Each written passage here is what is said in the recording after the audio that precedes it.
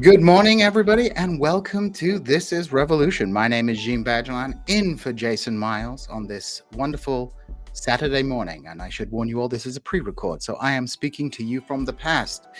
Now, today we have a TIR friend of show coming on, Doug Lain, to talk about something that has been on his mind for a while, which is his deep love and fascination for Russell Brand and his political message, his desire to be Russell Brand, to dress like Russell Brand, to grow his hair like Russell Brand, and to do all the things that Russell Brand gets to do. But before we talk to Doug and we bring him on, I would like to remind people to like and subscribe. It helps us in the algorithm. You will keep Jason in food. And as a good supporter of reparations, TIR likes to remind people that no white people are paid in the production of TIR. And with that announcement out the way, let's bring on our guest for the day, the CEO of Sublation Media, the king of critical theory, C. Derek Barnes' heterosexual life partner, Doug Lain. Doug, welcome to TIR. Welcome back to TIR. How are things going with you? Are you feeling good? I'm doing well, and I just want to point out to you that the CEO of Restream is white, and I happen to know that you have a professional level Restream account, which means that TIR does indeed pay white people in the production, but not willingly. But not willingly. I mean, you could do without Restream. Why not find a black-owned version of Restreamed if you're so because they don't keen on not paying any white people as a part of your production costs? Well, maybe I will take that to our next management meeting, and we can find. There you go. Also, I don't want to dress up like Russell Brand and be like Russell Brand. I want to be like you, Gene, and do all the things that you've done, and I've heard plenty. So, but let's get started. Let's get down to the meat of this discussion. So Russell Brand, there was a documentary on Dispatches on the BBC, which leveled certain accusations about Russell Brand's conduct, some of which we could say is perhaps unsavory, but not illegal. Others, well, there is a discussion over these allegations being rape, sexual harassment, quite serious allegations. Obviously, people will watch the Dispatches, read the press, and they can make their own mind up. And, I assume this will be adjudicated in the course of law down the road. I, for my part, have never really liked Russell Brand that much. I think a lot of people gave him a pass for his behavior on the left. And suddenly when he became seen as the enemy, suddenly that pass was revoked, But you have a slightly different perspective on it. Well, yeah. I mean, I don't really want to belong to a left that thinks of itself as, as one of its priorities being being the policing of people's behavior, personal behavior. Well, don't worry, Doug. No one assumes that you're on the left anymore, so that's well, I don't assume that anyone who calls himself on the left has any conception of the left anymore. So it's, there we go. The feeling is mutual. Okay, the feeling is mutual. But I really wouldn't want to be a part of a political movement that's priority was to police the personal behavior of people. That I think is reactionary at its foundation and conservative. So I would hope that people don't waste their time watching the Dispatch documentary and coming and spending a lot of energy on deciding what they think the character of Russell Brand is. It's really irrelevant. I have no idea whether he's guilty or not, but I think it's really a waste of time, and also speaks to this kind of cop-like mentality that has taken hold of the left, that we were asked to do that. I mean, what about some of the accusations which have legal implications? I mean, well, obviously they should be investigated by the police, and apparently they are. So you aren't dismissing you aren't dismissing allegations out of hand about whether there was Russell Brand engaged in illegal conduct. No, but I don't have any way to influence the police investigation, nor would I want to be responsible for evaluating that evidence. I'm not in the UK. Mm-hmm. But what I am concerned about is the way in which brands and other people's rights have been trod upon in the last few weeks, because Okay, that actually has an impact on the left. okay, so let's go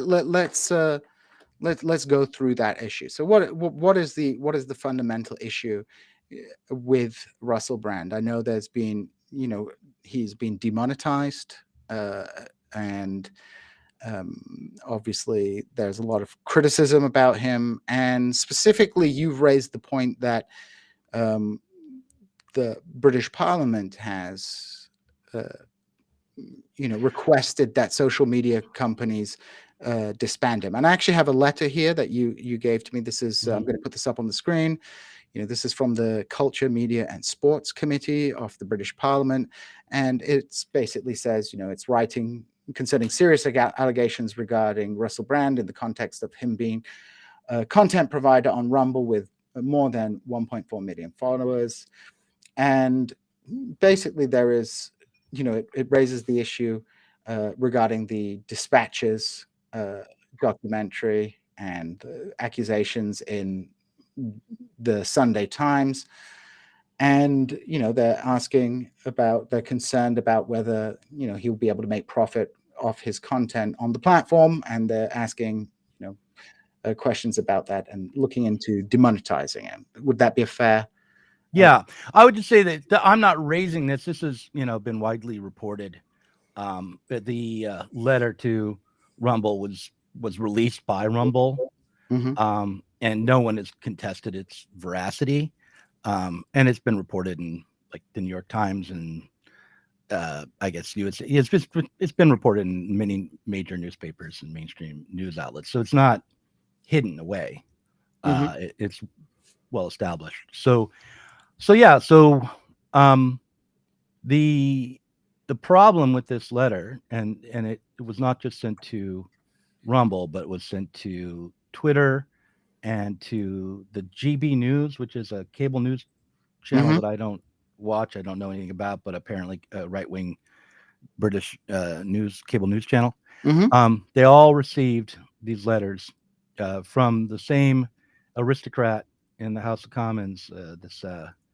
What's her name again? Dame Caroline Dinenage. Dinenage.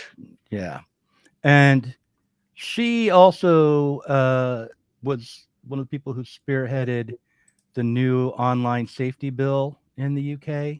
So at the same time that, or right after the online safety bill was passed, one of her first acts was to email these social media companies and mainstream media companies to request that Russell Brand be disallowed on various levels. I mean, demonetization is one way to kind of shadow ban someone, because if you're demonetized, your videos don't travel as far. And then, of course, she asked that he not be allowed to come on to defend himself, and that any talk of him not be in defense of him on GB News. That's a rough characterization of what she said to GB News. And this is extrajudicial punishment if it were to happen. I mean, it was pressure to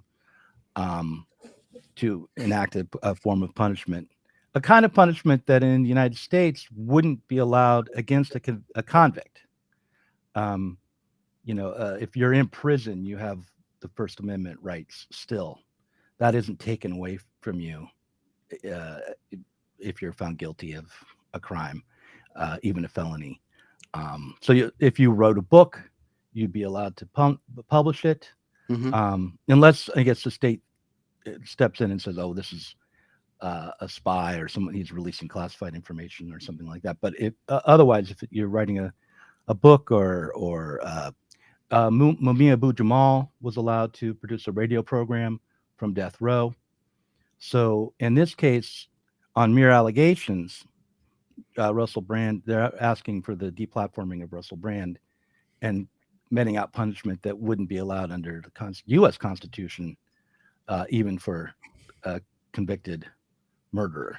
And what's striking here is it says in the final sentence, we would also like to know what Rumble is doing to ensure that creators are not able to use their platform to undermine the welfare of victims of inappropriate and potentially illegal behavior.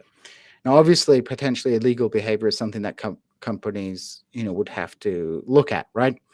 But, inappropriate, is that a legal category in this sense? What does it mean to be inappropriate? So that's a little bit concerning. For example, I can understand the impulse, like if somebody is accused of very serious crimes, and Brand has been accused of crimes, but he has at least in one case. There's at least one accusation of rape that was hurled at him, and I think that there was one of indecent exposure, and rape.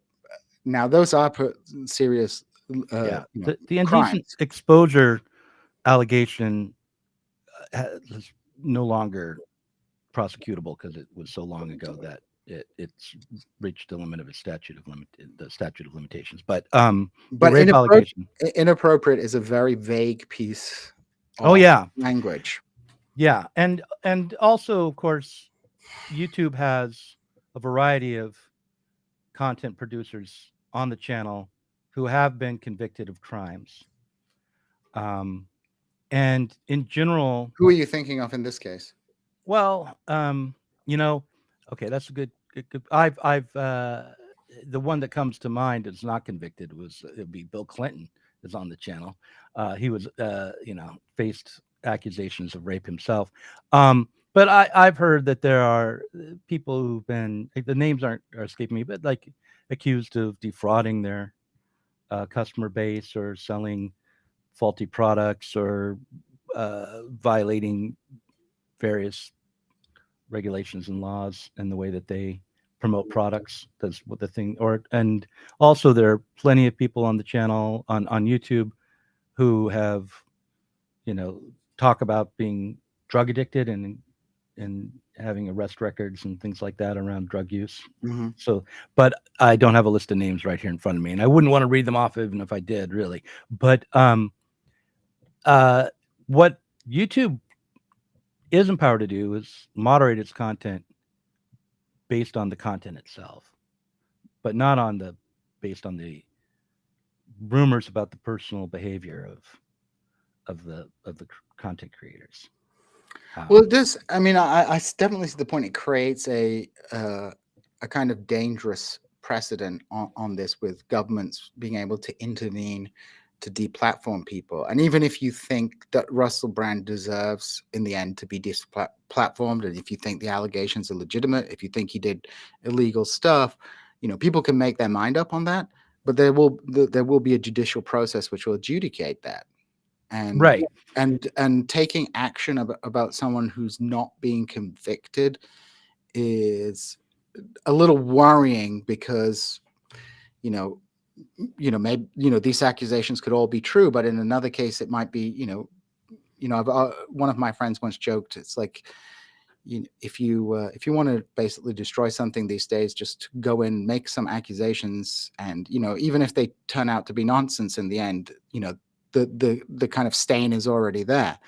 In Brand's case, he has a track record of this kind of, let's say, maybe not illegal, but people very much knew about his kind of misogynistic behavior. But he got a free pass for years about this, right? I was talking to you off air about, like, people, he was in trouble over his radio show for crank calling someone, and I think talking about sleeping with their daughter or granddaughter or something like that, kind of like gross kind of misogynistic behavior. But people forgave it, and because at that point, Russell Brand was the hero of, as my brother used to say to me when he was studying at university, he's like, if I have to hear another English major go on to me about how Russell Brand is the bard of our time, right, I'm going to shoot myself in the head, right? But people, he was lauded by the British left. He told people to vote Labour in 2010. He interviewed Ed Miliband when he was leader of the Labour Party. He wrote the foreword to Owen Jones's book. So it's not like people didn't know that he was like a cad and a kind of like had this rock star lifestyle before. Mm-hmm. And people know what goes on. People know what goes on, but people deliberately kind of like gave him a pass on it. But now, obviously, Russell Brand's place on the political spectrum has changed. And Who did he call? Who's do you remember who it was? I can look it up now. It was the granddaughter of a beloved British actor, I want to say, but I forget who it was. Crank call. I'm going to look it up right now. Forget who it is. Oh my God, I got this one. Russell Brand prank called to rape helpline in 2008. Nice. I don't think I'm thinking, Okay. I'm thinking about, but like. So it was Jonathan Ross and Russell Brand together. Yes, And it Jonathan was Andrew Sachs. Andrew Sachs. Yeah. That was it. That was that. But this kind of behavior was going on for a while, and people seem to like. Is there a reason why someone would want to take the piss out of Andrew Sachs? Not really. Like, he seems like a pretty nice guy, but I don't know any of these people in real life, so I'm not going to make any comments. But the point I'm making is like, obviously we have a new level of accusation now, but people, you could have very easily made the case that Russell Brand has a history of like misogynistic behavior and things like that, which was publicly known. But I just don't think a lot of people, people were willing to overlook it because Russell Brand was doing the work. Something about that. I mean, like, okay, I don't endorse him calling up Andrew Sachs and crassly telling him about how he had sex with his granddaughter or daughter, whichever it was. But this whole notion that people need to be given a pass, well, the for reason their personal life, the reason otherwise they'll be canceled, is the background there. I mean, Like, the reason I'm bringing it up, Doug, is just like even according to this kind of principle, it's inconsistently applied, right? right. Okay. This moralism is inconsistently applied. People, you'll have people on mainstream U.S. Media talking about like how Russell Brand is terrible, but Bill Clinton, as we talked about off air, Bill Clinton had serious sexual allegations about him, and you very rarely hear the same commentators who will be outraged by Russell Brand taking the same approach to someone like Bill Clinton. I guess what the whole thing sort of reeks of a certain kind of cultural politics, where the aim is to try to create certain kinds of attitudes and weed out the wheat from the chaff, and to keep a lot of hygiene going around who you associate with. It's based on maybe an underlining assumption of guilt by association. So, like, if you have someone like, I don't know, let's say Jerry Seinfeld, who dated a younger woman when he was in his 40s, I guess, that would be enough to discredit either his comedy or some political cause he might get involved with. It'd be just a way to smear him and try to hurt his reputation. It's like this sort of, we're holding on to this weapon of reputation assassination, which I think is most of the time, there are times in like real, in a real battle, like in a war, like a class war, even like, this came up in today's Catrone zone. Like if you had a Pinkerton guard who was arrested for murdering a worker on a strike line and then was acquitted, the fact that he was a killer of workers might be something that would haunt him socially, especially amongst the working class from that point on. I can understand that. I'm not sure how effective or if that's really the best weapon in our arsenal, and it seems like it can backfire on us. But overall, I just feel like the political aims of this stuff are completely forgotten, and it's just we get joy out of taking people out at this point. Yeah, I mean, I think there's definitely something to that. Like I think people blur the line between what is perhaps like being an kind of a dick in your personal relations, but nothing illegal, and then illegal conduct, right? Like, Right. Yeah, and like if you are treated badly by someone, you don't have to remain friends with them. You don't, if you're working with them, unless they violated some rule of the workplace, which should get them fired, you're going to have to keep working with them, right? mhm. That's one of the things about capitalism that's kind of good, is that it draws people together who don't get along personally or aren't connected in by family or culture, and brings them together to work together. Um, so that's the upside of capitalist alienation in a way. But yeah, I mean, overall, I think there's an emphasis on judging one another as individuals over trying to find points of solidarity for collective action. But don't you think, for example, I mean, having some kind of standard of behavior, at least within, let's say, left-wing movements, at least matters, right? You don't want to have somebody who is kind of, you know, harassing people or like behaving inappropriately, in alienating people, having, let's say, like treating women in a very misogynistic way. It's not illegal, but it seems like a kind of conduct which like would undermine solidarity. If you're in a movement with Russell Brand as a woman, like even if you're like, yeah, okay, maybe he didn't rape people, but he was like a real jerk to women, and if he has not. Okay, I think that there should be a culture of mutual respect. Mm-hmm. That is within left movements, within unions, and if we ever had a socialist party, something like that. But Mm-hmm. but uh, wanting to make sure people weren't jerks, I think that's way over the line. Like you can't, everyone that I know is a jerk at least twice a day in various ways. Maybe Yeah, but that's you just wouldn't my you wouldn't want milieu. so you wouldn't want somebody who's like at every meeting is like busting out the N word, and when you say like maybe don't do that because like that's probably not is like offensive. Like yeah, you can say it, and it's like, Sure, but that's sure. like inappropriate. Or someone who's like always going like nice, nice, nice tits, love. I'd love to have a little squeeze on them. Only joking.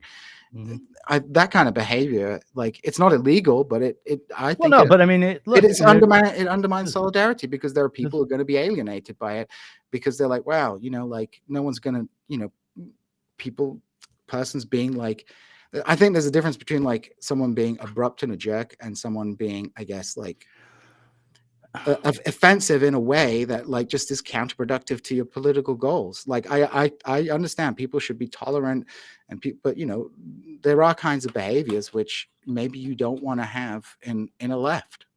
I think like overall, some people shouldn't be disruptive and they shouldn't be disrespectful. And Mm-hmm. that doesn't just go in one direction, right? Mm-hmm. It's like, so if you go in and every other line, let's say you say something insulting about a religious faith all the Mm-hmm. time, like you Mm-hmm. constantly on about that, and some of the members in the union are religious, that would be disruptive and Mm-hmm. disrespectful. So don't do that. But that shouldn't be a reason for someone to be ejected from the union, or but like this is, I think we way overemphasize this, but are just common problems in social interactions.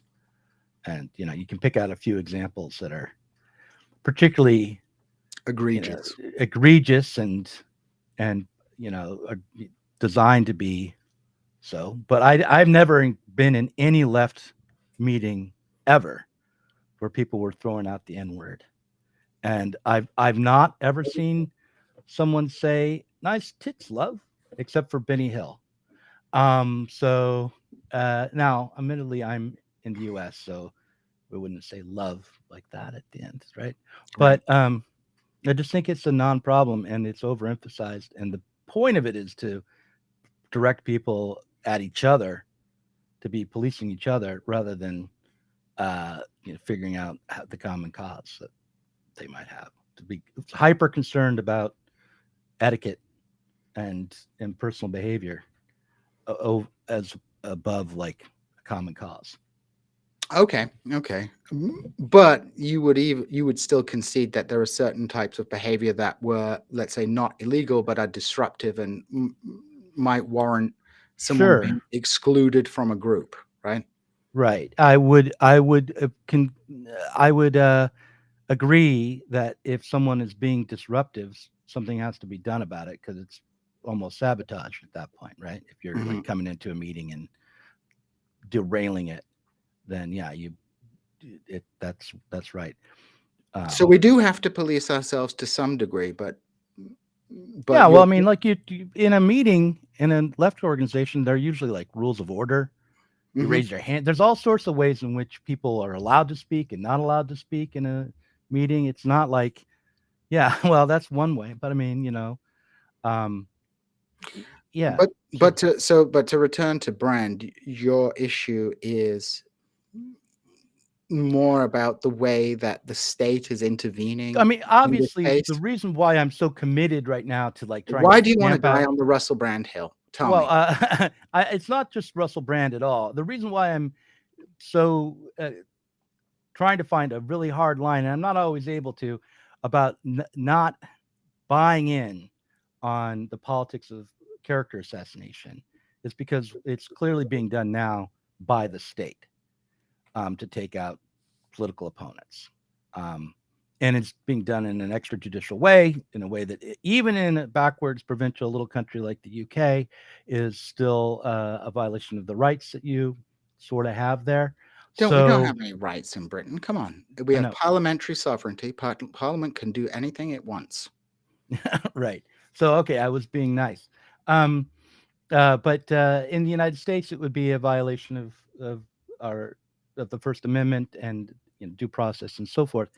Um, So the fact that it is trotting upon the freedoms and liberties of the people of the public of civil society of the workers Mm-hmm. is the primary reason why I'm up in arms about it, because it seems to me to be coming along with uh, a system of overall control at a time when there's a lot of pressure on society to change. Mm-hmm. So this is a way to subdue oppositional politics of dissent. Um, and this is just one weapon in its arsenal. I don't think Russell Brand is particularly an important figure in terms of some grand fight against the neoliberal establishment, say, but he was deemed significant enough for this shit to go on. I guess it's because he's a celebrity, so it has a knockdown effect. I mean, one of the things they did when they were censoring people online was they would look for the influencers and Mm-hmm. take them out in order to stop the spread of misinformation at the source. So a big influencer would be suppressed, and then that would have an effect on millions of other accounts by their own accounting. So your issue is it's not so much about the Russell Brand case per se. Like, for example, let's say Russell Brand goes to court. He is convicted of rape and sexual harassment, indecent exposure, all of these things. Let's say that he's convicted of these. Um, if social media platforms don't want to platform him, then Well, I mean, at I this mean, point, the social media platforms are in the United States been shown to be entwined with the state. So, any without some real reckoning, dividing the social media platforms, separating them off from the security apparatus, any attempt to censor anyone by these companies is pretty much a violation of the First Amendment. Um, and like I said at the outset, even if he was convicted, his right to speech in the U.S. would still be protected. So, you might not want to read him or listen to him anymore, and that's your right not to. I would say that the character of a person doesn't determine the truth value of what they say. So you should be allowed and allow yourself to. Your favorite Marxist intellectual, Althusser, murdered his wife. I'm not a big fan of him, but I would say that you should read him despite the fact that Althusser killed his wife. Yeah, I mean, there's lots of. I mean, Karl Marx. Not a great guy. Yeah, slept with his servant. Have his you ever wife slept inherited. with your servant? I don't have any servants in my life. Despite my efforts on Tinder to find some, that is not how it's worked out for me. Fair enough. See, this is why I side with Russell Brand, because I can be shitty like that. But seriously, no. Have you ever slept with any of your servants, Sheen? Have I slept with any of my servants? No, because I don't have servants. Oh yeah, but you had to think about that. I had to think about it. Yeah, but so it's more about the case. It's less about the case, and it's more about how the state is intervening and how the Russell Brand case highlights the problematic nature of the state intervening into people's freedoms. Yeah, I mean, to call it problematic is to really soft pedal it, I think. It's problematic. Well, maybe Russell Brand calling up that guy and talking about his daughter was problematic. This is a violation. This is an attack on everyone's rights. It's not just problematic in the way that term is conventionally used. So it's an attack on people's rights of free expression and political organizing and rights to be protected from state violence or imprisonment. Well, this has always been the problem with the whole deplatforming discourse. People will. I seem to remember, like, for example, people were like, "Oh, we should deplatform Milo Yiannopoulos," and he was deplatformed here and there, but and then he was cancelled. But he was not cancelled because of the deplatforming. He was cancelled because the right turned on him because he said some stuff about his own sexual history, as a youth, and the kind of man boy love association thing. He was cancelled by the right. He was cancelled by his own side. Now, I'm always concerned about deplatforming. It's like I don't really care about right wingers coming. I think it speaks to a kind of paternalism that people think that deplatforming is a way to protect people, whereas if you have someone you don't like speaking, protest outside of their talk, organize a counter talk, do those kind of things rather than ignore them. I mean, often ignoring them is what they do. I mean, so many of these right wing figures.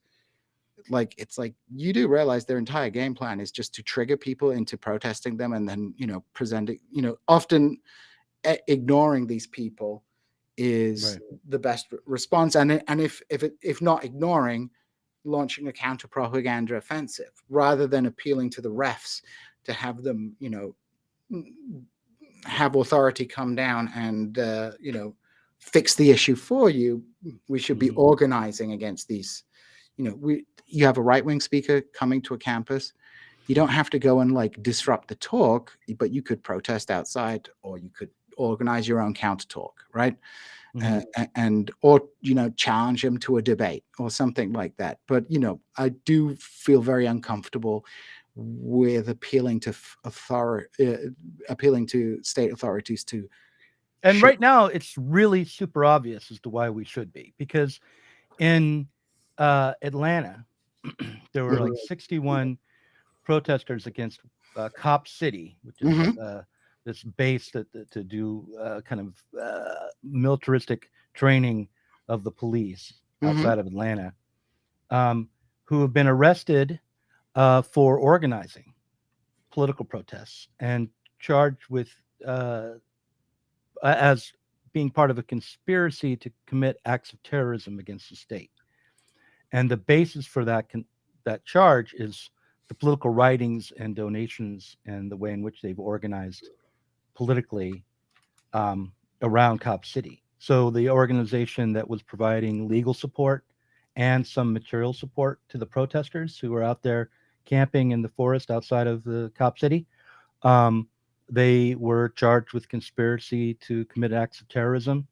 Not because there's any, it was like a RICO charge. So not because there's any direct evidence of them doing illegal things, but because someone else in their organization who one of whom was killed and was a subject, like his murder escalated the protests against Cop City dramatically because of that, and some Molotov cocktails that were thrown and some rocks that were thrown at a few protests. Now everyone involved in the Cop City protest organization is considered to be a terrorist. And so even like if you're carrying a pamphlet or you write down on a notebook, all cops are bastard or ACAB, you now can be charged with an act of terrorism against the state. It's a complete violation of their civil liberties and their rights to organize and to express themselves and to petition the government and so forth. It's a left-wing group, so this is not just aimed at the right by any means. Anyone who wants to politically organize against the establishment right now is going to be facing very draconian, anti-liberal responses that aren't justified by the laws of the land. So, illegal attacks on dissent is what we're living under right now. And it's happening on a vast scale, and it's happening across the NATO countries. There are all sorts of, like in the EU, they passed the new Digital Services Act, which requires social media companies to root out disinformation, often with an emphasis on disinformation that casts doubt on the legitimacy of elections as one of the things that they're requiring as we go into 2024. But many other political acts of political speech would be considered disinformation by the Digital Services Act. In Sweden, my favorite attempt to combat disinformation is happening under the auspices of the Psychological Defense Agency. These are people who want to control our psychology, like what kinds of people we are. Although I have to point out that in this letter that you shared with me, Russell Brand is not being pulled up for misinformation. Are there other? Well, I mean, this is the Culture, Media, and Sports Committee, signed by the woman who spearheaded the online safety bill, and the committee is the subcommittee on disinformation acts under the Culture, Media, and Sports Committee's authority. So, but you might infer that they're doing this from from the context in which they're issuing this letter about Russell Brand. But in the letter itself, it's purely it's framed in terms of the inappropriate of safety. Of inappropriate and potentially illegal activity. Right. Yes. Which is slightly different. Right. It's someone who is of the disinformation effort, the war on disinformation, using extrajudicial means to punish someone who is characterized as being an agent of disinformation. But they have plausible deniability on that front because they're not saying he should be deplatformed. Well, I mean, they don't. The violation of his rights are this. They're not even really. They are using a different justification to violate. But he doesn't have any rights in Britain. Well, you have some sort of quasi protection of free speech? I mean, there are quasi protections, but that's not the same as a constitutional protection. Well, I know, but I mean, okay, so I speak like an American, but his free speech protection is being violated, and I think going back to the Magna Carta, the idea of due process has worked its way in to British society. Yeah, I mean, I believe we do have due process. I mean, this is the issue that I would take. I would focus on, like, even if we think, let's say, even if we believe, just for sake of argument, that certain people, should be deplatformed for certain illegal acts, right? Let's just take that as a given, even if that is your principle of stance. without a judicial process, how is it worked out? Right? Like, how do we ascertain the truth of accusations? What is to stop anyone, including the state, infiltrating organizations, making accusations, and then, scuppering someone with no basis? So even in the case of Russell Brand, let's say he's like guilty of everything, and he's a scumbag and deserves to be like sent off to an island to think about things. Well, until that's adjudicated in court, like, I might believe all the accusations, but taking action without a due process just seems like really a problematic thing. Yeah, Even if we think action should be taken, even if we say, like, he gets convicted of rape, he should be, not allowed to speak anymore. He shouldn't have a platform. He shouldn't have a platform. Or that company, let's say that's, and I'm not coming on one side or another of that. I'm saying, like, that has to be adjudicated then in some way. And if we don't have due process, then it's going to be a free-for-all of accusations, right?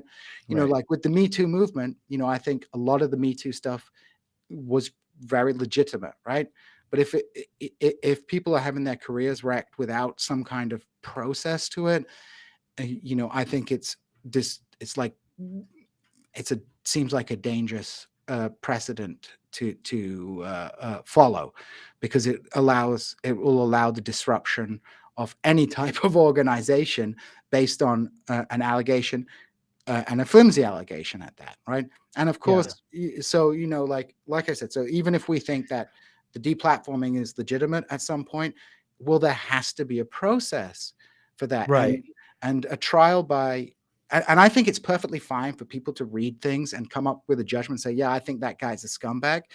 But like, when it comes to stuff, even if you agree with the demonetizing, there has to be some kind of judgment. And however imperfect the bourgeois judicial system is, right, perhaps that is the, like, at least that has to be the standard, I just want to point out that while I completely understand that some people might feel as though it is sometimes necessary to take away people's speech and to silence them due to the crimes that they've committed, or that they shouldn't be allowed to vote ever again after a certain kind of crime was committed, or that they shouldn't be offered an opportunity to work after they've committed a certain kind of crime. That is not traditionally, and in my mind, a left-wing position to take. In general, the people who are most concerned about punishing criminals and victims' rights and cutting people out of society and not making any path forward for reform and not caring about due process are generally right-wingers. In the 80s, it was Reagan's administration that really championed victims' right as a way to roll back the protections that defendants had achieved through the Supreme Court before that time.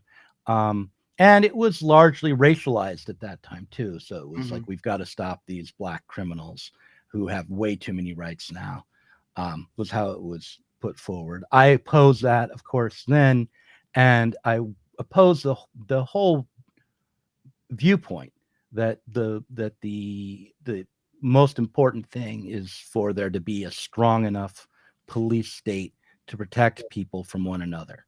Like, the aim of the left is to create conditions for people to work together and to create a better society and be politically emancipated, rather than to create an entirely safe society under the kinds of conditions that we have now. So if you're embracing this sort of politics of policing, punishment, restrictions of rights, ostracization as an additional punishment on top of crimes, when someone's convicted of crimes, they also are just cut out of social life forever.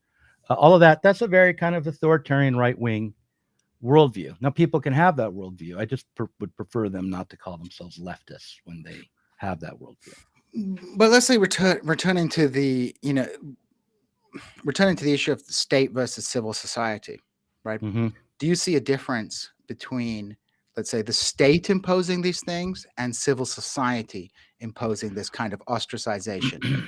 Like, is the issue for you that the state is doing this? Like, for example, let's say it mattered to Russell Brand, but like, people said, look, Russell Brand deserves due process, but we think these are shitty allegations, and we're going to boycott and not, consume his product because we think he's a shitty person and shouldn't be encouraged No, I mean, no, obviously, like I said, I wouldn't want to stamp out right-wing perspectives in society. Mhm. Like, I don't think that's how you deal with right-wing points of view in civil society.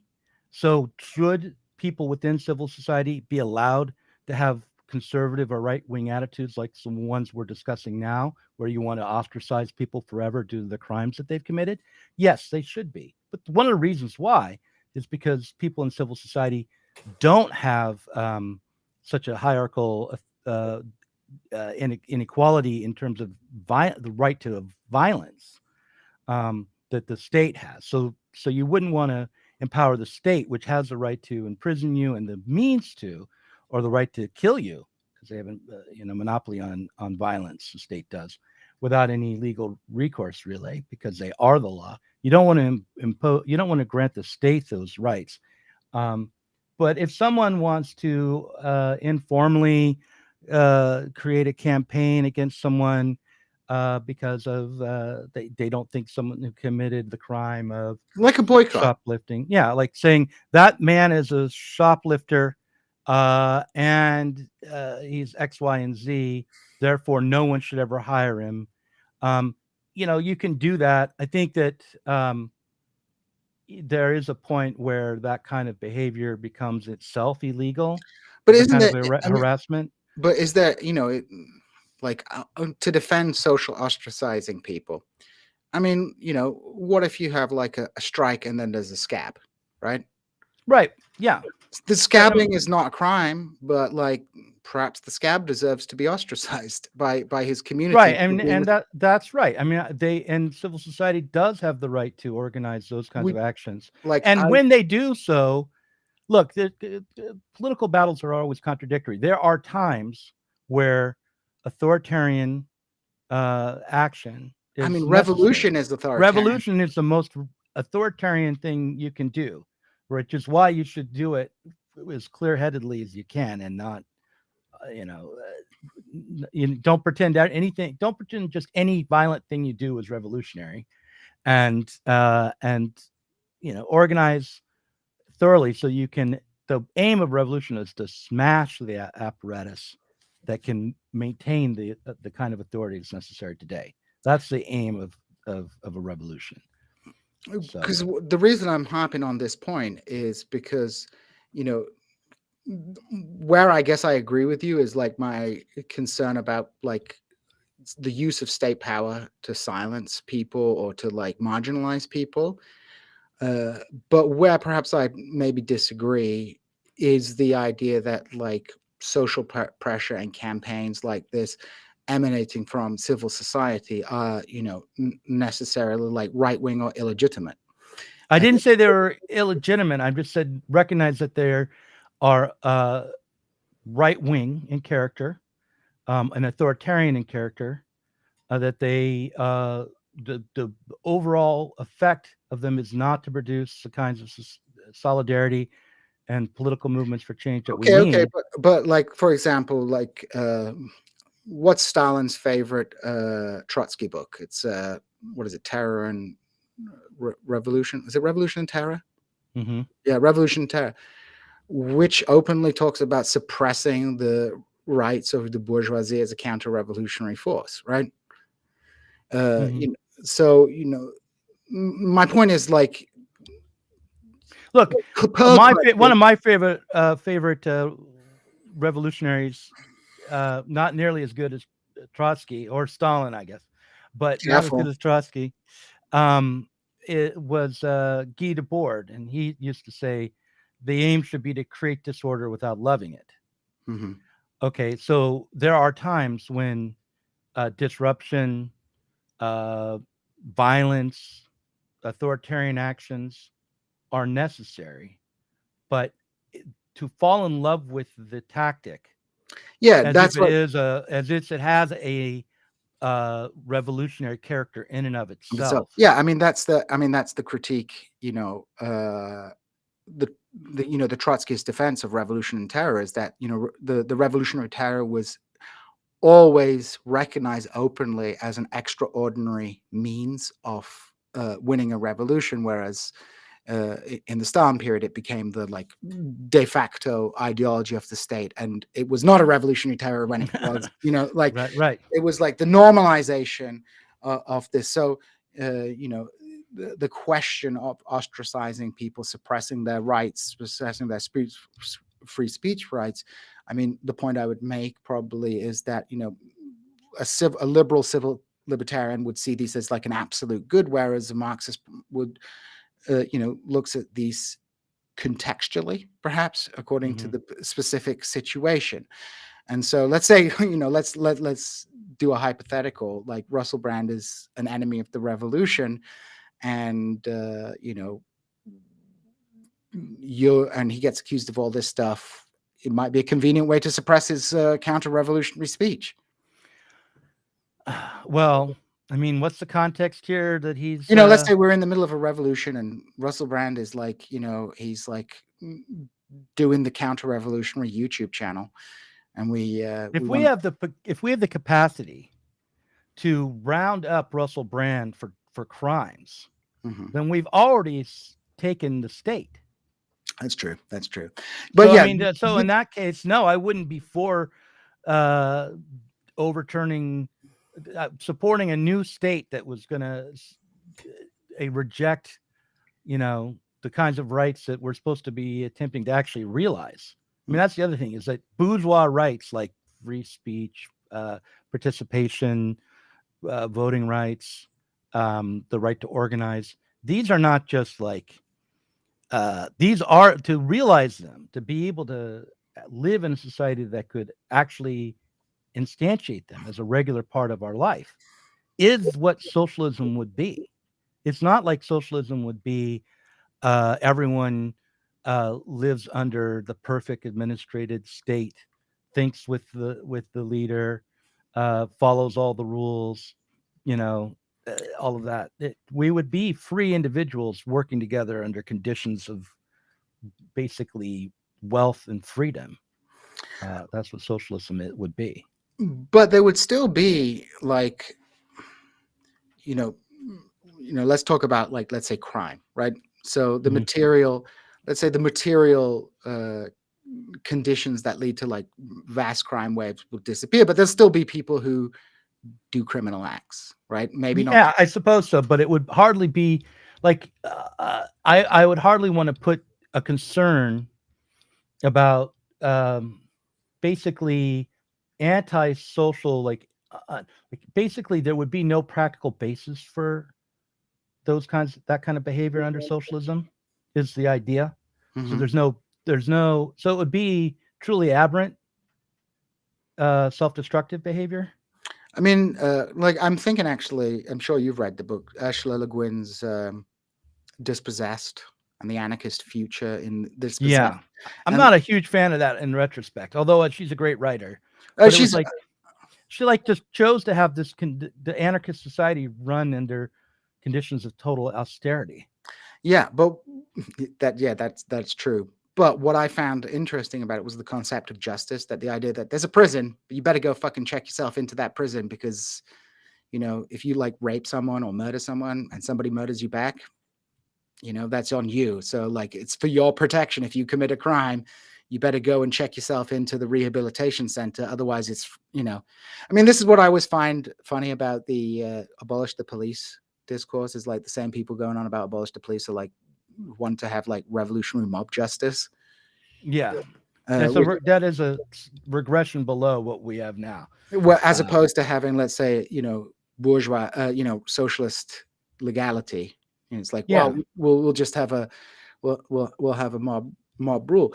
And what makes me uncomfortable about the Russell Brand case is that even though I'm pretty much believe he's behaved inappropriately, and I kind of think that there's probably some acts that he did which are, illegal. And I would note that with things like rape, people react to it differently, right? Women will, some women will like, kind of be like pressured into sex, not really give consent, but afterwards not feel happy about it, feel that they were kind of forced into it by certain circumstances, whereas there are obviously clear when random guy like assaults and rapes a jogger, as opposed to like behaviors which are like, oh, I took this super drunk girl home and I banged her, and then like she didn't really want it, but she didn't make a big deal out of it, but that is also kind of rape. I mean, not kind of, that's rape, right? Like, just because if someone is unconscious or so inebriated that they can't walk or stand up, and you have sex with them, that's rape for sure. And I know many women who have had that experience who didn't report it to the police and didn't make a big deal, didn't feel that they were traumatized, but were like found it like not a nice experience. And it's a crime, right? So like, so my, I don't like, I don't want to get into like people defending Russell Brand. I think sometimes the defending of Russell Brand turns into like, justifying his behavior, right? Which I think it's like, I don't know what his behavior really was. And that's the other thing I'd say is no one really knows what his behavior actually was. And the sad thing is that we will never know, because even if there's a trial and he's acquitted, we won't know that the jury was right. And if he's found guilty, it's the best we have. So I tend to think if someone's acquitted of a crime, that you should treat them as if they were innocent. That's my general rule of thumb. And if they serve their time, they should be treated as if they were reformed. No, I completely agree with that. I mean, like, for example, like, if you wanted like a just system, let's say, at least the punishments should be up front. You know what I mean?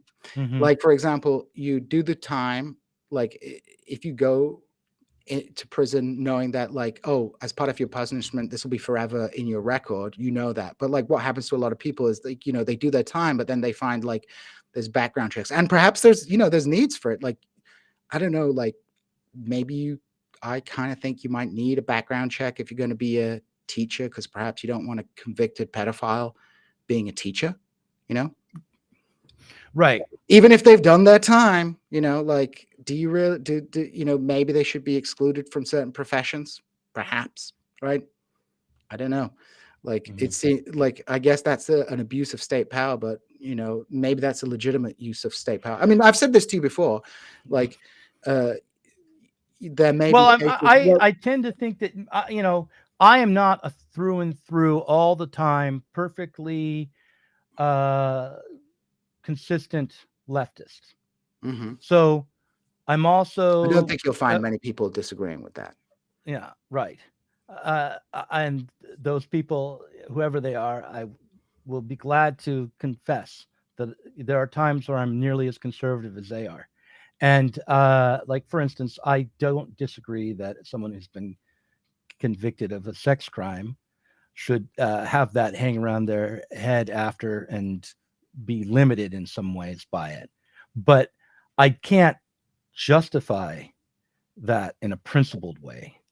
That's just what kind of my innate conservatism there. I don't disagree. I intuit that. Maybe I can come up with a way to justify that. But the aim, generally, the criminal justice system is not to find those who are not worthy of being part of society, but rather to help society function, and that would include offering pathways of redemption or of reform to criminals. I agree. I think, like, people, if you have a conviction, for a lot of crimes, once you've done your time, it shouldn't be on your record. You shouldn't have to report it to employers and stuff. And I might say, like, I would make the exception for perhaps certain crimes, under the current system, where I think it would, like I said, the good example is like, I don't think convicted pedophiles, like if you're a convicted pedophile and you apply for a job at the Tyson meatpacking factory or administrative job, in a law firm or what have you, you shouldn't have to report that you were convicted if you did your crime. But maybe it should be something if you're doing a specific, like, I don't know, like a medical doctor convicted of like sexually harassing his students, his patients, should perhaps be barred from being a medical doctor in the future? Do you remember in the early 2000s, there was a lot of discussion about like, what should we do about these terrorists? Mm-hmm. I mean, we can't just let them get away with it. We can't. We really have to do something extraordinary to protect ourselves from these terrorists, because after all, they're murdering innocents. Mm-hmm. And I said, look, we are in danger of losing our basic rights and our way of life and the normal way that we think about the world if we decide to make a state of exception for these so-called terrorists who we don't always know who they are. No, I get it. That led to racial profiling. It led to putting people in Guantanamo Bay without charges at all, and they're still there. Well, it's what I talk about with the devil's bargain, right? Like, under the capitalist system, most of the time socialists should oppose the expansion of state power and things like that. But there may be cases where it's like, maybe this is not a hill we want to die on. Maybe but I mean, at this moment though, the moment we're in is mm-hmm. we've already accepted the overturning of basic rights for over 20 years. There's people who were absolutely should have been protected by those rights, who were detained without charges, often tortured. Yeah. Okay. And they're still there. And now the state is rolling in with new ways to do more of the same. And it's not just aimed out at people from other countries. It's aimed in as well. And it's happening all across the West. So for us to sit around and discuss, well, aren't there some people who don't deserve these rights really? Is, I think, kind of miss the big picture. It's like, I mean, yeah, maybe there's some debate to be had there, but the big picture is that we are losing our ability to have a political left. And that's what we should be alarmed about, rather than whether or not some hypothetical pedophile might get a job that he shouldn't have after surviving prison, which is probably not going to happen anyway, right? I mean, like, and also, I'm not actually up here calling for revision of the laws that are aimed at pedophiles, right? So that's, you're kind of saying, wouldn't your principles push you to do that? And it's like, maybe, but I'm not going to, because my inner conservative is going to make me move in that direction. That's what I'm trying to push at, is that, like, there may be states of exception that we would be behind, but they are states of exception, right? Right. And we should recognize them as states of exception. Say, like, look, at this point, we might want to compromise our principles, principles on this, but this is a kind of state of exception. Right. This is not. What I want to point to everyone on the left to is the fact that we are now living in a state of exception. Yeah, I mean, it's not one that we can decide whether or not we're going to endorse it or not. But it's happened. It's right? The statute. It's the. I mean, I'm sure you're familiar with Russian history as a good lefty. It's the statute of state security, right? The emergency legislation of the Tsarist regime, which was emergency legislation that remained in force till the end of the. Until the revolution. Yes, right. And that's happened in the United States over the last 20 years with the Patriot Act. It's the same state of emergency. Also, with granting the executive the right to invade any country he wants, which was an emergency power granted to the executive based on the 9/11 terrorist attacks. But now, so really, the question isn't about Russell Brand. No, it's not about Russell Brand. Right. Yeah, it's not about Russell Brand. It's about Russell Brand is an example. I mean, like, I would say, like, the cop city is actually probably the best argument to lead with. Is like, we're seeing these, like, Russell Brand will be fine if he gets doesn't get convicted. He's going to be fine, right? But probably, like, yeah. But like, I don't really care if he's fine or not. Like, we're not going to be fine. Yeah, the left's not going to be fine if we can't make the connection on kind of an abstract level between what's happening to Russell Brand and what's happening to the Cop City protesters. We can't see how that's happening in the same context and it's part of all the same thing.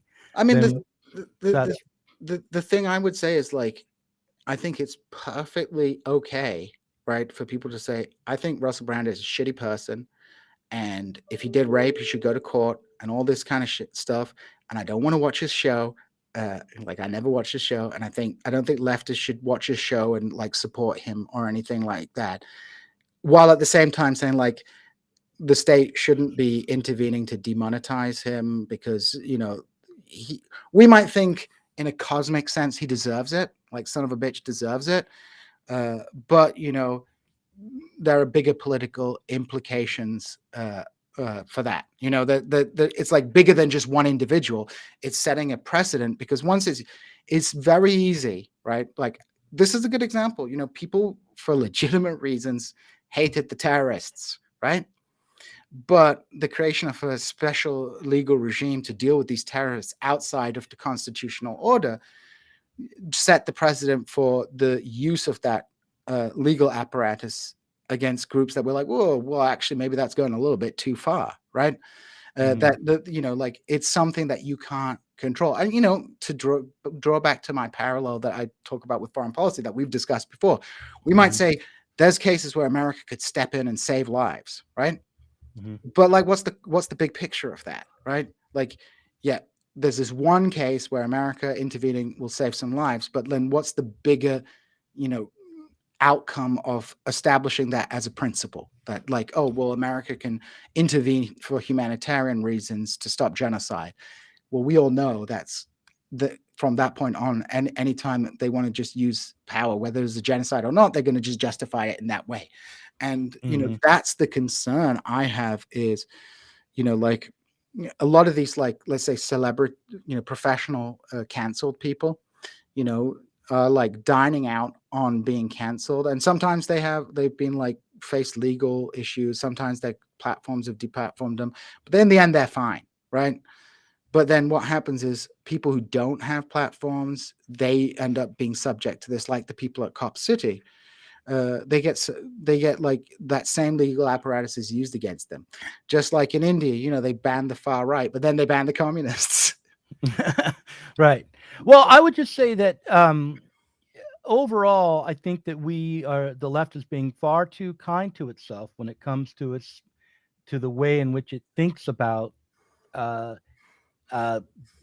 policing speech and changing attitudes and being overly kind of being a busybody about individuals. Like I just think that, you know, yeah, people have the rights to say and think whatever they want.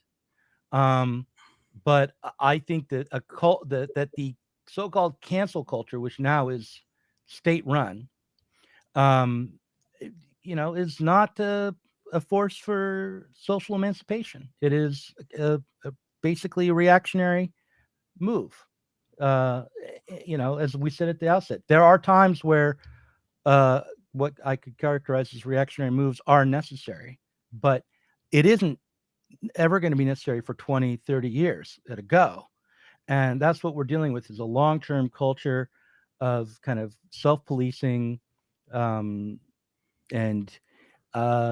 antisocial suspicion and paranoia and kind of a narcissistic self-obsession and politics of resentment and so forth. I mean, I don't think any of that is helpful. I know but that's, you know, I wouldn't throw someone out of anything for saying I want to cancel this person, or I, you know, was part of like, I followed Sui Park when she said cancel Colbert. I wouldn't like say, oh, you're out or anything like that. But I'm just like, I wouldn't embrace that as any kind of leftist action. Yeah, I mean, like I'll be honest, like, I super don't care about Russell Brand, right? Like, I super don't care about him at all. I always disliked him. I would have preferred this be Stuart Lee. No, like, Stuart Lee's funny. I think he's funny. I think he's more enjoyable. I like his politics a lot more than I like Russell Brand. If it was Stuart Lee, then it would be perfect. Like, I could Just fully embrace it. Fully embrace it. Fully embrace. I kind of find Russell Brand to be a little embarrassing. Yeah, he's especially as someone from the Pacific Northwest, he's such a hippie. He's such a.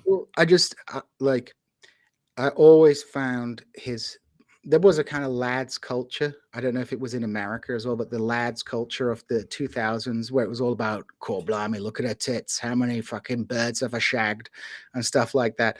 And that's not illegal, but I it's like not the kind of treatment of women, objectifying women, that I would like kind of endorse. And I used to find it really like ridiculous, right? Like that all these like super sensitive, like people who are like socially progressive gave Russell Brand, like, I'm like, dude is like kind of, but like, I never liked Howard Stern. It wasn't just because I thought he was sexist. I just thought he was sort of gross. Oh yeah, like overall he treated people in such a way that was dehumanizing for everybody, including himself.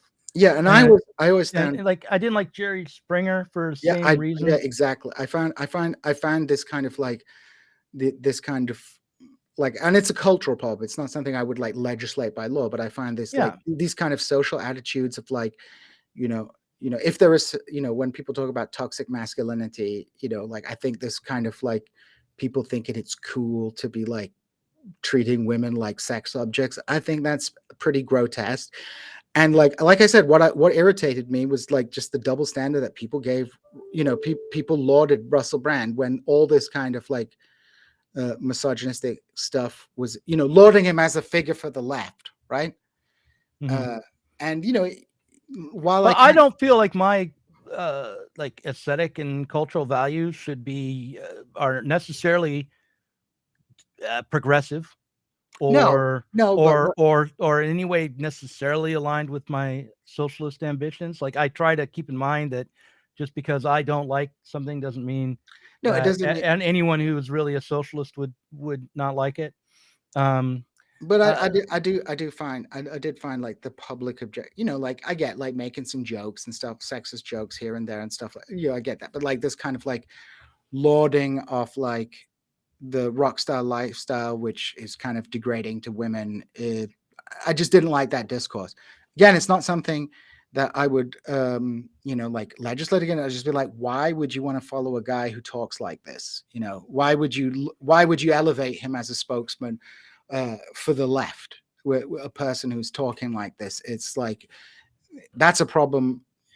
And yeah, like I said, I always felt it was kind of inconsistent, but then suddenly Russell Brand becomes like a right winger, quote unquote. Yeah, but he's that's the other thing. He's not a right winger. No, I know. I said quote unquote a right winger. Yeah. I mean, like he's just one of these kind of like people without like a strong ideological mooring, who like likes to see himself as anti-establishment, and like he came to perceive as a right winger, and suddenly all this shit which we knew about for freaking ages suddenly becomes like a big issue, right? But the people who, like, for instance, what do you? I'm not tracking. Like his, like Russell Brand's like kind of like long. Oh, that shit. I thought you were talking about the kinds of anti-establishment stuff he was talking about. No, like that. Because I do think it's worthwhile to note that the same organizations that are targeting speech about COVID or about the war in Ukraine, or about censorship itself, are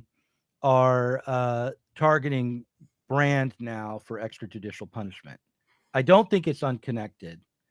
I don't think we can ignore the fact that Brand has been part of this network of people who've been willing to say things like, looks like Dr. Fauci lied to Congress about whether or not there was funding for gain of function research, which he did, and which is we're not supposed to say if we're supposedly on the left, but which is the fact. Or or it turns out that, Trump was never colluding with Russia, and those who pursued him knew that from the beginning.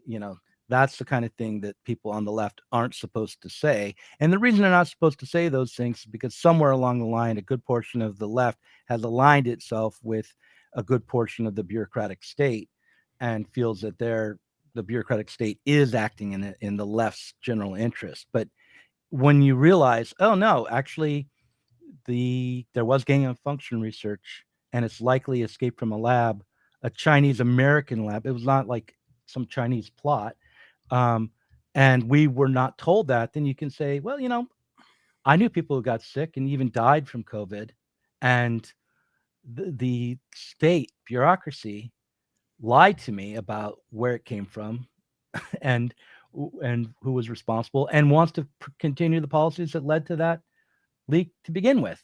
So, then you can say, well, that's not particularly a leftist thing to embrace. It's not, it's not a deeply socialist thing to object to it either. But just sort of basic common sense thing to object to, I think. But I do think that's why those kinds of things are why Russell Brand in particular was targeted. That plus the fact that he was a weak, was a soft target. But they managed to get the goods on him. But I do think Matt Taibbi was visited by the IRS the day he gave testimony to Congress and was audited, or they began something like an audit of his taxes as retribution for his testimony. I mean, pretty clearly, they started it the day that he published exposing the FBI involvement with Twitter. Mm-hmm. That's when the audit started. So, overall, I would just say we shouldn't depoliticize what's happening. Like there's the disinformation campaign is a political campaign. It has political aims, and it serves and we've particular interests. Go ahead. We've discussed this before. I have sympathy for people, especially medical professionals, who wanted some kind of control on what they saw as disinformation at the time, right? I understand that completely because, my family, as you know, Doug, they're all in the medical professions in various capacities, and they were at the front line of this. And, and I can't fault people for wanting. You wanted the medical establishment to be able to suppress ideas I'm not saying they themselves knew were more likely to be true, which is what happened with Fauci. Fauci and his team were debating the origins of the virus. No, what I'm saying is, I'm not talking about people doing high level research. I'm talking about people who were medical professionals who were doing, on the front lines of the thing and working off the information through the channels that they do, and that there was like misinformation or things that weren't certain, but then there was obvious like examples of like clear misinformation about treating COVID and stuff like that. I understand why that why they might want the state to step in to suppress that. And my point would be, it's like, well, just realize like once you give the state the power to do that, it's not going to stop with the things that you like. I don't want like Nazis going around doing Nazi propaganda and stuff. Like, I don't want that, right? Mm-hmm. But that's different from saying like, well, I want the state to come in and fix that problem for me, right? Like, mm-hmm. I don't want that. I think that's wrong. I think that's bad. I think medical misinformation. Yeah, but we've shifted from science to Nazis here. I mean, we could debate the Nazi thing, but like, the problem with the science. By the way, did you know that a Nazi just got a huge round of applause in the Canadian Parliament? I did. I heard about yeah. This. The Galician SS. Well, it's a Canadian hero. Yeah, the Canadian hero. Trudeau.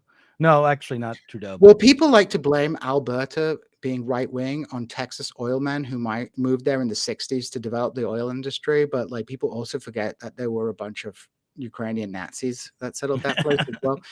Right. But I mean, you have to cancel all the Nazis. To go back to the science thing, the way it works in science is not that somebody gets to decide in advance. No, I get no. What I'm saying. What I'm saying is like the suppression of disinformation. Like, I don't know. Let's say like medical quackery. Like, take these supplements and you'll be free from COVID. That's like kind of a different thing from like the actual medical debates, which seem to have been suppressed. Right. I mean, the thing about that is already illegal. That if it's really medical quackery, that's fraud, and you can sue that person for making claims that aren't true if you can demonstrate they're not true, and they can get shut down. I mean, The problem is that there were claims that were being made that in the hindsight were largely true. Like, the vaccine doesn't really provide that much protection against transmission, or the side effects from the vaccines are being underestimated. I mean, to what degree? I think it's probably not to a great degree, but they were.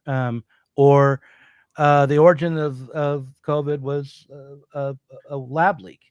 Um, all those kinds of things were counted as disinformation. They were all mostly, on their face true. The other thing is, like, now it quickly shifted from that into uh, uh, Seymour Hersh's reporting on the Nord Stream pipeline being blown up by the U.S. As being counting as disinformation online and being fact checked by, and not only was it like fact checked, but if you've tried to post it, you were told that your account would be permanently suppressed. Oh dear. And this is, most likely what really happened. That the U.S. blew up the Nord Stream pipeline. So what's considered disinformation is whatever's inconvenient for the powerful, the administration and the Washington consensus. I mean, like, my point would be, even if there's legitimate quote unquote disinformation theoretically that, is harmful society and ought to be suppressed, giving that power to the state is going to lead to long-term consequences.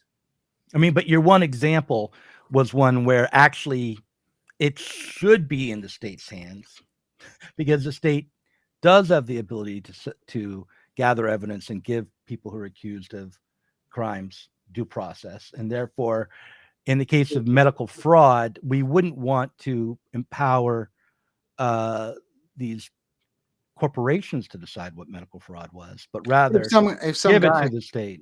If some guy is like some random guy with no medical training is on, like Rumble or whatever, giving all this kind of like completely baseless advice, but it's like prefaces that I'm not a doctor and stuff like that. I get it that, a lot of medical professionals were under a lot of stress, and there was a lot of there was stuff that was disinformation, just straight up bullshit out there. And then there was stuff which was, should have been debated within the scientific community openly. Right. But, my meta point is that, like, disinformation is, like, giving the state the power to decide what is disinformation and what is not disinformation, right, is a dangerous precedent. Because even in a case where they might suppress something which is legitimate disinformation, there'll be another case where, well, see, this is why we keep going round and round on this. There is no such thing as legitimate disinformation. Okay, there are things that are wrong and there are things that are right, but medical malpractice is a crime. Like, that's in giving people medical advice when you're not qualified to do so and making money off of that is a crime. So, and it should be a crime. But disinformation is just being wrong. And in this last go round, you were as likely to be an official of the CDC as you were to be some Yahoo online, if you were getting it wrong. Well, I mean, that's what I'm talking about, though. Like, so there's no legitimate category in civil society called. Put it this way: that whole framework. It's like saying the war on terror sometimes. Okay, put it another way. It's not. There are things that are right and there are things that are wrong, right? True. Yeah. And you could call that information versus disinformation. It's just a synonym for it, right? Right. But things that are wrong, they should be combated in civil society, right? Yeah. Like, bad ideas have to be. This is why I'm against the deplatforming thing, because actually what I want, what people should be doing is contesting these ideas. And it's not a free marketplace of ideas. That's bullshit, right? But insofar as we are trying to contest ideas, we should be contesting those. We should be working to contest those ideas through civil society, as opposed to working the refs to have the people who are wrong silenced. So we're in like a second hour of this conversation. Are we in the for patrons only section? This is the Saturday show. It's maybe Friday today, but this is for the Saturday show. And so it's all free for the whole whole public. So I can't speak freely. without being canceled. But yeah, my point would be, I'm not really worried about being canceled. I just, well, I guess I was going to ask you about something that only insiders would care about. Was why? Just go for it. Go for it. Okay. Like, well, earlier in the conversation, you're like, no one on the left thinks you're part of the left anymore, anyway, and things like that. And I, you know, I don't hear from those people. Like, I don't know who you're. Because you've been canceled. Well, I haven't noticed. Exactly, because you've been socially ostracized. So, but you don't. Well, I don't miss whoever is ostracizing me. I don't notice. So how effective is that? I wasn't ever in enough to be ostracized, I guess. The tragedy of Doug Lain. That is sad. That is a very sad thing to realize, that there are people who think do they think they're ostracizing me, or they just are aware of me and talking shit? Which is it? I mean, do they think that I'm missing them? I think they're just concerned about you. They're concerned that you're having a midlife crisis. Well, that's for damn sure. I mean, yeah, I've been doing that for about a decade now. Yeah, you've been doing the midlife crisis podcast thing for a long time. So I'm clinging to midlife crisis. When that's over, I'll just be an old man. And you can go on Blogging Heads. How about that? Yeah, no, they're going on. They're going away. Blogging Heads is going away. My old men are retiring. It's very sad. But yeah, my view is, I mean, the only person who I will name who I am who I suspect thinks I'm not part of the left anymore, although he said I was after our debate, would be Matt Bender. Mm-hmm. And at the time he was like, no, he's a leftist. He's just mistaken, basically. Well, I think that's a good attitude. I mean, my opinion is we should try and be as ecumenical as possible on the left, which for me means tolerating Marxist-Leninists. But we should be. But I have trouble with that one. But I have trouble as an old middle-aged crank, midlife crisis guy. I have trouble tolerating a lot of things. No, but like I'm not here to I don't know. How do you adjudicate who's on the left and who's on the right? I'll take people at face value until it's going to become a big issue again. I mean, we're kind of in a lull right now, but I think it will become a big issue in 2024. And I think I mean, I can't really make heads or tails out of the indictments of Trump and what the consequences are going to be politically, but they're not going to be good, I don't think. And I think that the pressure for instance, on people who like Cornel West will be. I think there's going to be a lot of off the chart. There's going to be a lot of pressure on the Cornel West people. And I always find it strange that people assume that like Green Party voters are automatically but for Democratic Party voters. But that's it is. Where do you think they probably stay home otherwise? Maybe. I think there are some but for Democrat voters, but I think there are hippies, there are green committed people, and there are people who would like against the duopoly, so would never vote for a mainstream party. So it like kind of right acquires all those people. So it's not like but yes, there's going to be this narrative that if the Republicans win the election, it's the left's fault for not rallying behind Joe Biden. Yeah, but I mean, I don't know if that I think the consequences if the Republicans do win the next election is going to be. We should think about what the consequences will be in the context of what was revealed by the Durham report. Because when Trump won the first time, it was used the same way like 9/11 was used to justify an attack on civil liberties for everyone, basically. The Department of Homeland Security extended its reach and power as a response to the election of Donald Trump. So if Trump wins the presidency, say theoretically from prison, what do you think is going to happen to civil society as a result of that? Like, what will the recourse be? Hard to predict. I have no idea. And the thing is, like, so my solution is that instead of all this rigmarole with like trying to convict ex-president, we should just have a law in this country where you serve as president, but as soon as you're finished, you have to do jail time. Like, because it's how about just a public execution for every president when they leave office? That would also probably work, because you'd have to really want to be president to do it, right? Yeah, right. Yeah, it would pretty much ensure that the geriocracy would continue. Like there would be no one under the age of 75 who would be running for. Well, I'm expecting Dianne Feinstein to. She's dead. Run for president. Yeah, I mean that hasn't stopped her in the past. No, like literally, she died. I know. Okay, that's the joke. Today, right? Today she ran, right? I mean, today she died, which both things. But no, that was pretty shocking. What do you think about that? I mean, I guess it wasn't shocking that she died. Really, a 90-year-old woman in poor health dies. That wasn't shocking, but to realize that they kept her, in office right up to the moment she died. I'll be honest though, people want to blame that on the Democratic Party, but I'm probably going to go with actually it was her staff that probably forced that, because I bet her Democratic Party colleagues were like, "Oh, you should probably resign," and she's like, I think I read something where like they said you should resign, and she would say okay and then forget about it. But but her handlers, like her. But why did her handlers want to keep her in? Because keep their jobs. Just to keep their jobs? Yeah, I mean, like, who do you think's doing? But her daughter had power of attorney. Yeah, I mean, who do you think's doing all the work? Like, do you think Dianne Feinstein's reading all those documents? No, of course not. But it's all her staff.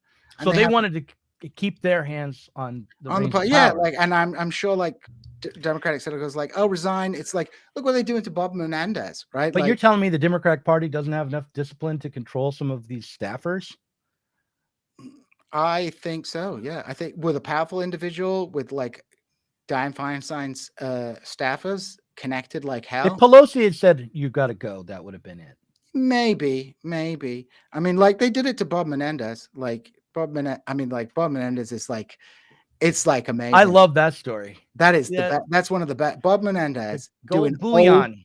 Old bullion. That's like the shit that they found. That's like when they like arrested the governor of Mosul. They were like that was like the kind of stuff they found in his house. It's like, oh wow, this is like really retro corruption. And the best part was his like defense was like, I'm suffering trauma from the Cuban Revolution, and so that's why I have all this money around, because like, oh yeah, the Mau is about to turn up in like I don't know, New Jersey. Absolutely amazing. Guy was corrupt. It's like it was like, dude, he only got off with a technicality previously. But they forced his ass out. They're going to force his ass out. But if he resists, there's nothing they can do, right? Yeah, I guess not. Like if he decides to, because they'll probably want him to go so that they can appoint. Didn't he resign? Did Menendez resign yet? I don't know. Yeah, I think he did. I think he resigned, didn't he? Let's check. I thought he did. Maybe I'm wrong. But yeah, Bob Menendez's corruption is really fantastic. And like, yeah, just taking straight up money. No, I'm wrong. Yesterday, he's still saying I'm going to keep my job. Yeah, he's still. You know what? That's the thing to do too. If you can't resign. No. You have to say I did nothing wrong and hold on to the end and hope it all blows over. Hope to the bitter end, which is it is what it is. But that's the incentive, right? So I think. Right. So I think the Democrats probably only have limited. They have some leverage. I want to say if anyone has any gold bullion that they want to send to me, I will take it. And in exchange, I will say whatever you want on my YouTube channel for $100,000 worth of gold bullion. You never know. It's my asking price. Maybe 200. Maybe I should make it 200. Come on, you'd do it for a lot less.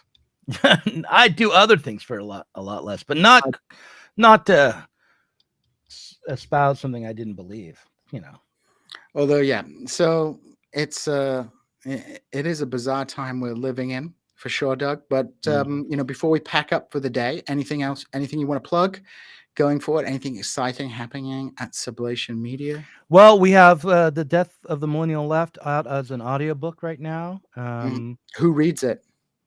I do. Oh, you I read it. I was the narrator. If you like my voice, then you should get the book. If you don't like my voice, you could get it anyway and then set the speed at like half speed or something, and I'll sound drunk the whole time, or you could speed it up so I'd sound like a chipmunk. But that's available and it's doing well as an audiobook. And I tell you what, I'm going to put together a coupon code, and if you order the book with the coupon code, which is, I'm going to say TIR coupon, Ooh. you get 25% off the this is the Death of the Millennial Left. Oh, that's pretty awesome. Revolution. Listener and viewer. We are we're working on developing a whole new line of audiobooks. Particularly, we've got a pamphlet out from Ben Burgess, which I haven't fully announced. It's been available in New Zealand for a little while, but it will be available on our website. So we have pamphlets that we're publishing. We have a new book out from Buoyant Somai called Beyond the Family, which is available now in paperback and will be available as an ebook and an audiobook soon enough. We run the Sublation magazine show every Monday. People could watch that. My son is creating cartoon versions of everyone. He's doing a good job. Thumbnails. Yeah. So those are some of the things. I'm going to be writing a short story for Everyday Analysis as part of their pamphlet series. Ooh, what's the short story about? The title is the Bunny Murder. That's all I have right now, but I'm sure it will be brilliant. It's going to be a detective story of some kind. Yeah. So lots of things happen at Sublation Media. You can check it out on Sublation Media's website. Check it out before I am the next target of the disinformation warriors and silencing Doug Lain. Yeah, it's gonna come out that I played D&D when I was in high school, and I'm actually a nerd. People will be shocked. I don't think people will be shocked about that. Right. Maybe we should bring back the old D&D stream though, Doug. That would be fun. Would you do that on Sublation? I can do that on Sublation. I can run you a game on Sublation to see how you handle yourselves under pressure. I actually have a very good scenario, which I've run, I want to say 3 times now, which is the mothership scenario, but it's self-contained. It's about a group of workers going to a mine and how they handle what goes on in the mine. All right. Well, sounds good. I'll kick that around. When Deep State Kuba played it ended up with him murdering his wife in the game, like his and wait, was his wife playing the game, or his wife was playing the game? His wife was playing the game, and so it's not his fictional NPC wife, but his actual wife's character. Were they married in the game though? No, they were not married in the game. Well, that doesn't even count. Like, you have, and they all got themselves killed in the end because Kuba made some very poor decisions. Right, they were about to escape. He made some very poor decisions. And I'm shocked. Kuba's a genius and a strategist. He's a genius and a strategist, but he made some poor decisions, and he got what he calls a European ending to his roleplay game, which is where everybody dies. Not an American ending, but so we could maybe remember when Noah and I played. What I remember about when Noah got shot off a spaceship when we played. That's right. He ended up falling off the spaceship. Right? Yeah, he did things that made some very poor decisions, seemingly intentionally, and got ejected into outer space. So who would we play with though? Well, we could do it with Noah and Jason again. I would be down. I think we should have a lady in the mix. Okay. Do you know any ladies? No, they don't talk to me. After I've started defending Russell Brand, all the women. I'm sure Ashley will still talk to you. Ashley still talks to me. Yeah. I don't know if she want to play D&D or not, but or whatever this. Maybe she should play Mothership. Maybe she should play D&D. Maybe she can get out some stress by doing some war crimes in a role play game. I think that's what a lot of role playing is about. Like getting expressing your inner imperialist. In your imperial. Last time I played in a role play game, I think I was playing my friend. He's quite an experienced DM, but most of the other players weren't very experienced with role play games, and they were just quite in awe of my desire to commit a lot of war crimes in the Star Wars universe.